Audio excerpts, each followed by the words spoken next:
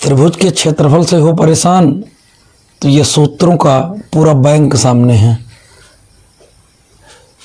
पहला, त्रिभुज का क्षेत्रफल बराबर 1/2 आधार गुणे ऊंचाई। यदि आधार दिया और ऊंचाई दिया हो तो पहले को अप्लाई कर दीजिए। त्रिभुज का क्षेत्रफल बराबर 1/2 आधार गुणे शीर्ष लंब। यह शीर्ष से समभुजा पर लंब खींचा गया तो ऊंचाई का काम करेगा। ये दोनों फार्मूला सेम है लेकिन भाषा बस बदली गई है। हीरोन का सूत्र क्लास 9th में ये आया हुआ है। हीरोन का सूत्र या हीरो का सूत्र भी से कह सकते हैं।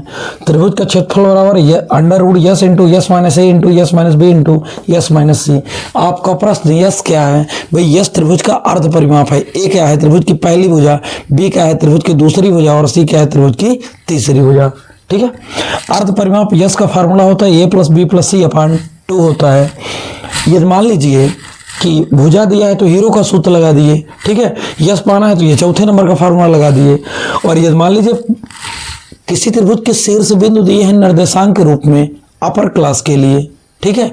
तो कैसे त्रिभुज का क्षेत्रफल निकलेगा? यहाँ देखिए, पहले शीर्ष का निर्देशांक x1/1, दूसरे का x2/2 और तीसरे का x3/3 हो तो त्रिभुज का क्षेत्रफल बराबर 1/2। ये सारणी का है, सारणी डिटर्मिनेंट्स है। ठीक है।